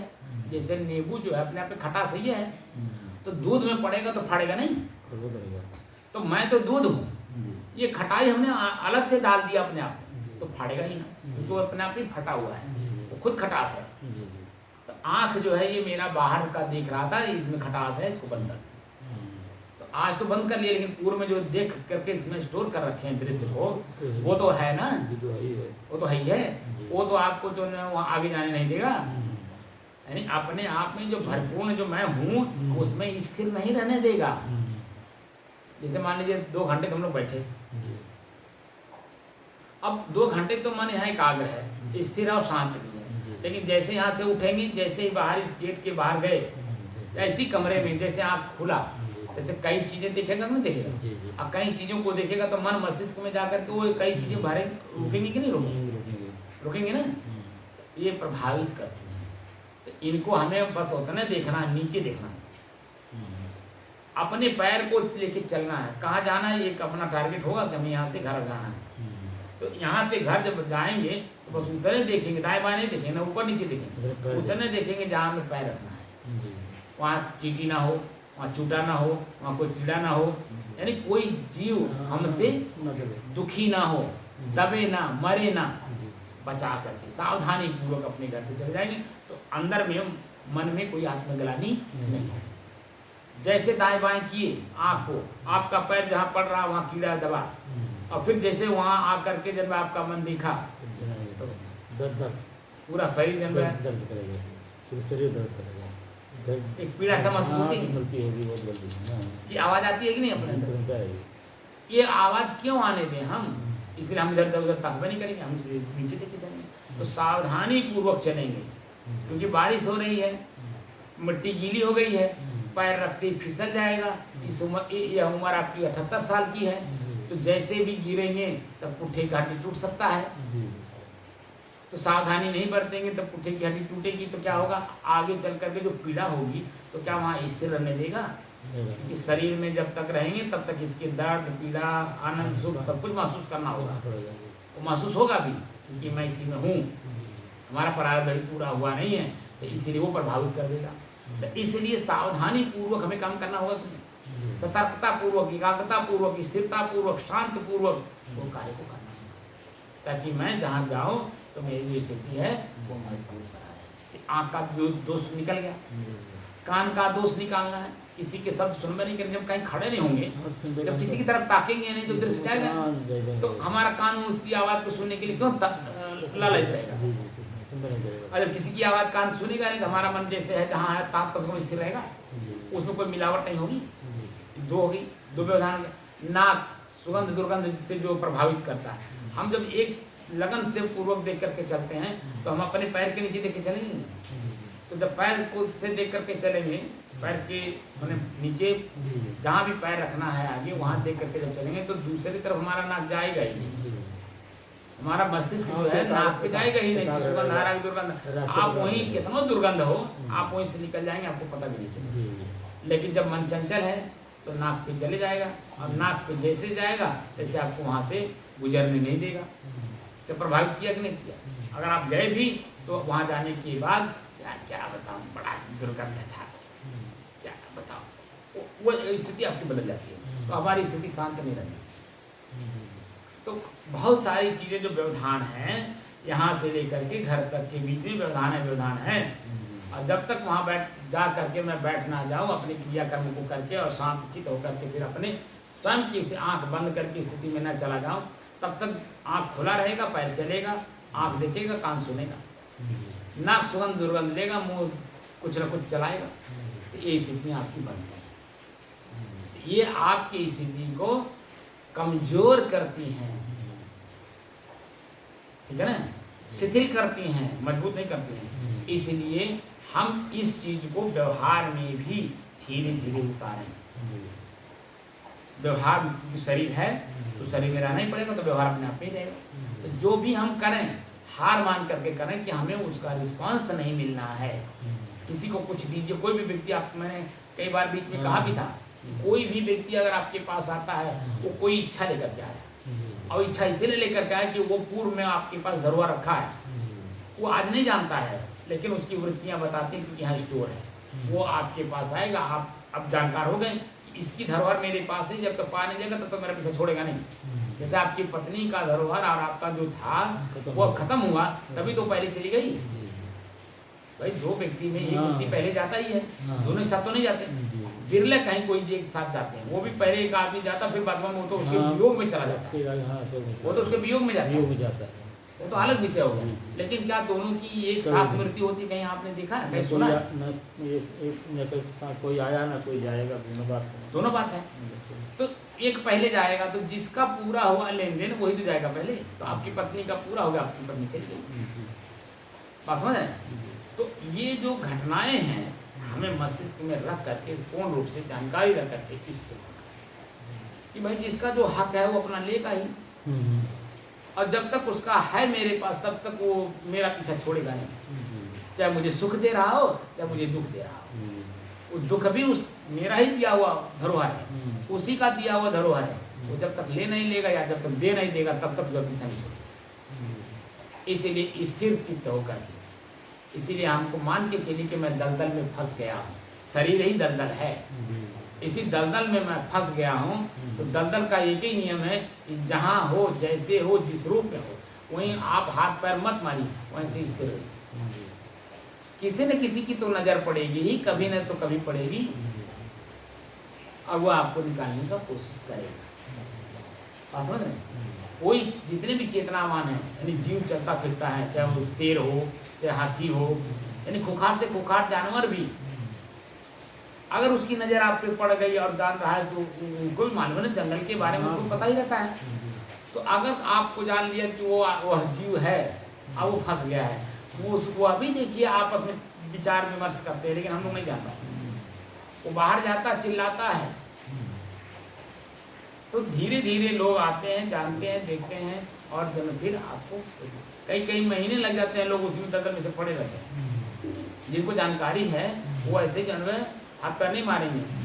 एक दिन बीत गया, पूरी रात बीत गया, पूरा दिन बीत गया, बरसात भी हो रही है, गर्मी भी हो रही है, सूरज की जो रोशनी भी पड़ रही है तेज, सब कुछ हो रहा, सब कुछ सहन करा, लेकिन हाथ पैर नहीं मारा ऐसे।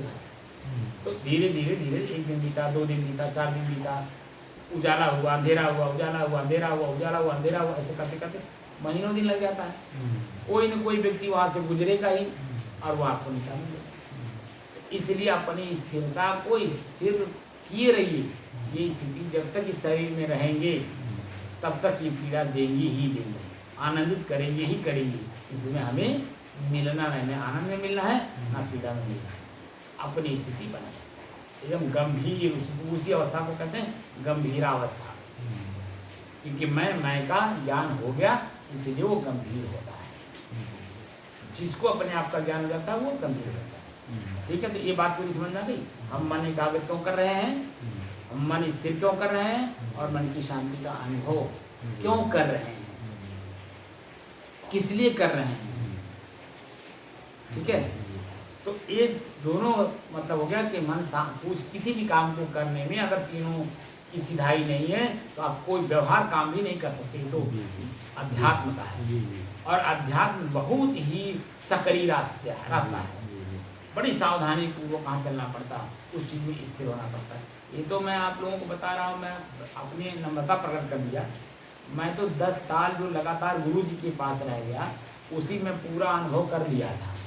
लेकिन ये शब्द का, उस स्थिति का जो शब्द है, अलग अलग ग्रंथों में अलग अलग शब्दों में संकेत किया गया, ये मुझे जानकारी नहीं थी। जब मैंने अन्य ग्रंथों को पढ़ना शुरू किया और जब संस्कृत पढ़ लिया, जब संस्कृत पढ़ करके जब शब्दों का विश्लेषण जानना शुरू किया, स्थिति को जानने की जानकारी होने लगी, तब मैं जान गया कि देखिए मैं जो पहले कर चुका हूँ, जैसे पानी पहले पी चुका हूँ, तो मैंने कैसे मांगा, अपनी भाषा में मांगा। मैंने क्या मांगा, हे माँ तेरे पानी पिला दे, हे भैया तेरे पानी पिला दे, हे दीदी तेरे पानी ला के दे दे, बहुत प्यास लगा।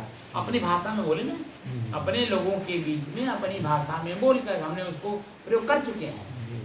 लेकिन जब बाहर निकले अब वो दूसरी भाषा वाला है, दूसरा भाषा क्या बोलता है, प्लीज गिव मी वाटर। अब वाटर माने हम क्या समझी, और गिव मी का मतलब क्या समझी है। हम तो साफ साफ अपनी भाषा में जानते हैं, भैया माई ते पानी पिया दे, हे दादा ते पानी दे देगा। वो बच्चे बोलते हैं नहीं बोलते हैं, अपने बाप से भी कहते हैं दादा ते पानी दे देगा।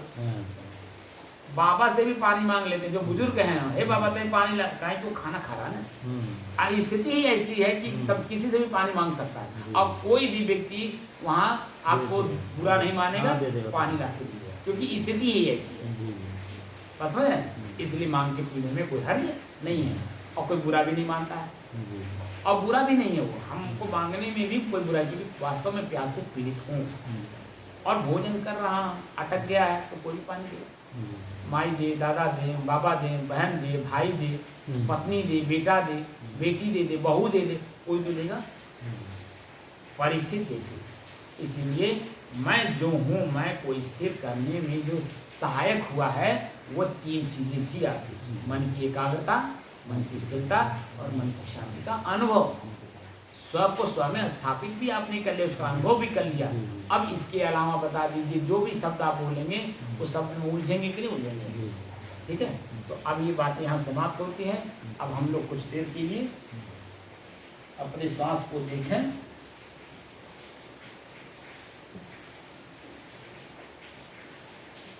बाहर हो रही बारिश और अच्छी बारिश हो रही है, तो इसीलिए हम लोग थोड़ा बाहर के बारिश का भीतर में आनंद लें।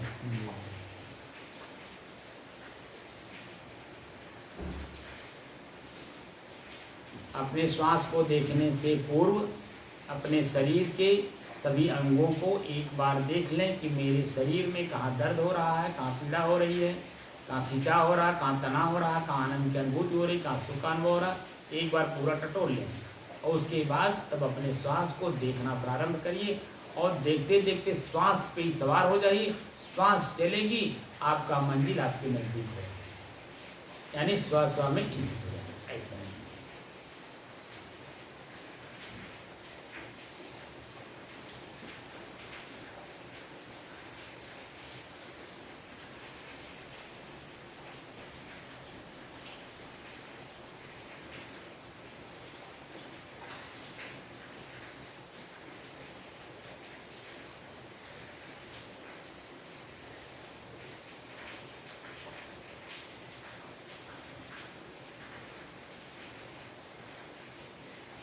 पंखा चलाना चला लें, मौसम ठीक है।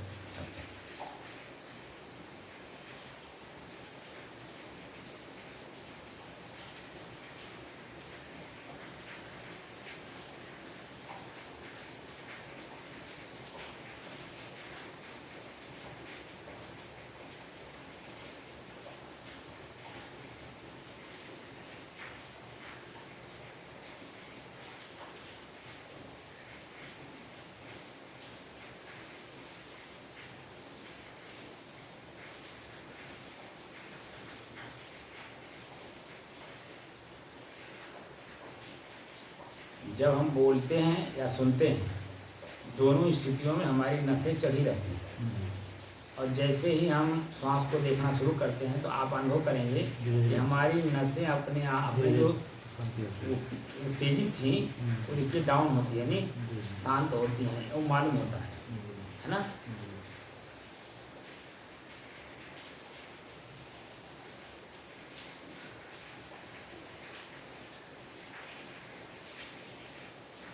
उत्तेजना को सांस ही तो कंट्रोल करता है।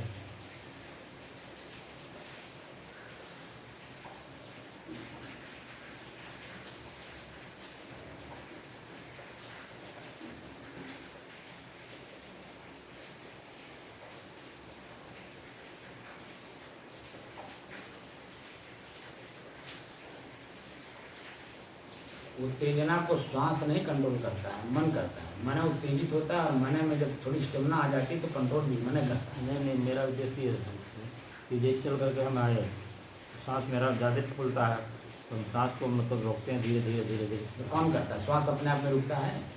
आखिर मन से ही तो करते हैं ना, मन से ही तो करते हैं। तो मन ही उत्तेजित करता है, मन ही जब स्टेमिना में आता है तो उसको शांत भी करता है। मन दोनों रूपों में चलता है। मन एक ऐसी नदी है या एक ऐसा तलवार है जिनके दोनों तरफ धार है। बस समझ रहे? ये शांति का भी अनुभव कराता है, ये उत्तेजना का भी अनुभव कराता है, क्रोध का भी अनुभव कराता है। सब कुछ मन यानी चेतना, मन मतलब चेतना, स्मृति, ख्याल, समझ रहे? प्रकृति का गुण। तो ये अपने आप में ही एक ठोस पदार्थ है ना, हो गया, था नहीं, हो गया, वो ठोस हो गया, था नहीं, क्योंकि हमने ही बना दिया। क्योंकि सबके दोषी हम स्वयं ही हैं। हमने इच्छा जागृत की इसलिए वो मजबूत हो गया। हमारी इच्छा हो ही ना किसी चीज को प्राप्त करने के लिए, तो मन की हिम्मत है कि जब वो मजबूत हो जाए। बोलिए, तो सब प्रकार से अगर देखा जाए तो दोषी मैं स्वयं ही हूँ।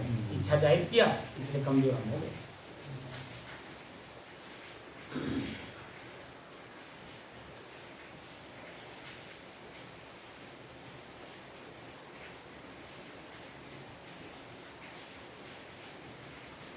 यही है परखत खरी परखावत खोटी।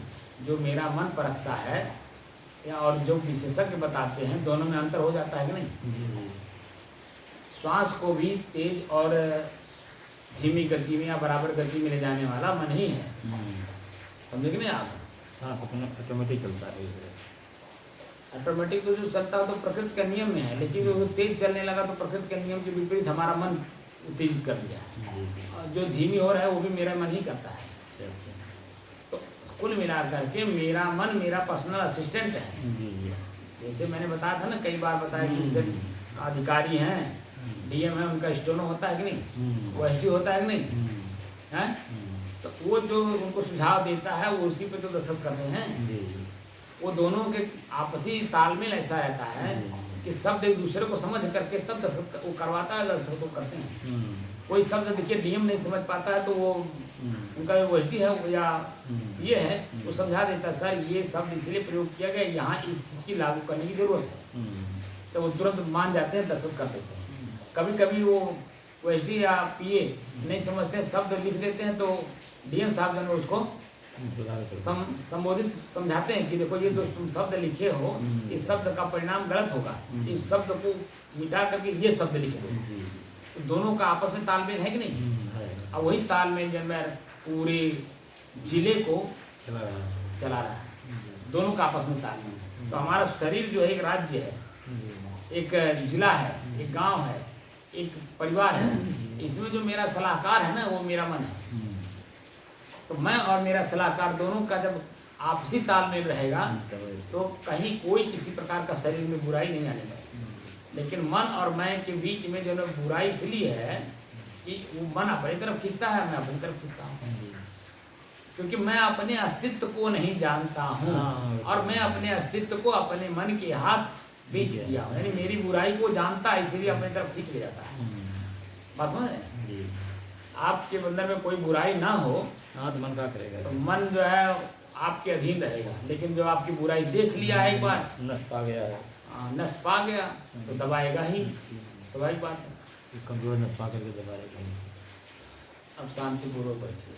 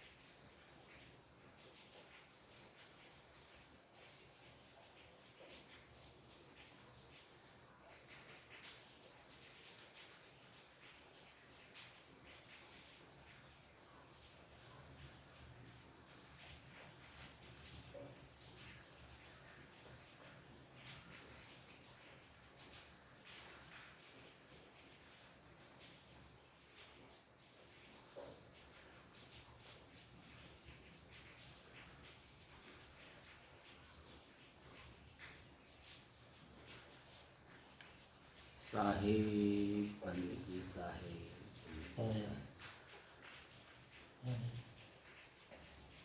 कैसी स्थिति बन जाती है। देखिए आँख बंद, दृश्य नहीं देख रहे हैं, कान बंद, कोई शब्द नहीं सुन रहे हैं, सारी चीज़ें बंद करके तब हम अपने आप में जा रहे हैं नहीं, तब स्थित हो जा रहे हैं नहीं। और हमारी अपनी स्थिति कैसी बन जा रही है। अब इसी स्थिति को हमें व्यवहार में भी बरतना है कि आँख से उतने देखें जितना हम, जितने से हमारी स्थिति मजबूत हो, डिस्टर्ब ना हो। जितनी है कम से कम उतना तो बना रहे। उससे आगे अगर हम नहीं आगे जा पा रहे हैं तो उस गड़बड़ ना होने पावे, यानी पीड़ित न करने पावे, दुखी ना होने पावे। मूल उद्देश्य है कि एकदम शांति बैठना है। आपने सुना होगा ना, कल किस ऋषि की बात कर रहे थे आप, कितने हजार वर्ष थे? 60,000 पराशर ऋषि। और अंत में जाकर के क्या किए आप ही बता रहे थे ना। अश्वगंधा गंधा। कौन गंधा? मसूर गंधा, मतलब मछली के समान गंधा, और मतलब मसूर गंधा उसका नाम था। अच्छा, मछली गंधा। हाँ। तो उससे क्या हो गया? उससे मतलब उनका वो हो गया, क्या? उससे अपना वो हाथ बन गया, यानी संबंध बन गए, मतलब वासना में गिर पड़े। दुर्गंध आ भी रहा है, दुर्गंध आ गया, उसके बाद ही वासना में गिर पड़े। तो ये सब समझाने का मतलब मुख्य था कि जो हमारा जिस संभोग को हम भोगते हैं, अगर एक बार आँख से देख लिया जाए और नाक से सूंघ लिया जाए, तो जो सुनी सुनाई बात, जो कल्पना लिए हैं, वही खत्म हो जाए कि नहीं? खत्म हो जाएगा साहब, लेकिन फिर वही रिपीट हो जाता है ना। वही कह रहा हूँ, तो वही रिपीट हो रहा है। वो रिपीट नहीं होना चाहिए, वही तो मैं कह रहा हूँ, रिपीट न होने पावे। और फिर जो अंदर से पहले से भरे हुए हैं उसको खाली भी तो करना है। इसीलिए कहा ना मैंने कि एकाग्र, स्थिर और शांत अब मन हो गया है। एक एक चीज़ें हम निकाल करके उसको देखिए, और जब देखेंगे नहीं तब तक कैसे समझेंगे उस चीज़ को। ठीक, अच्छा साहिब।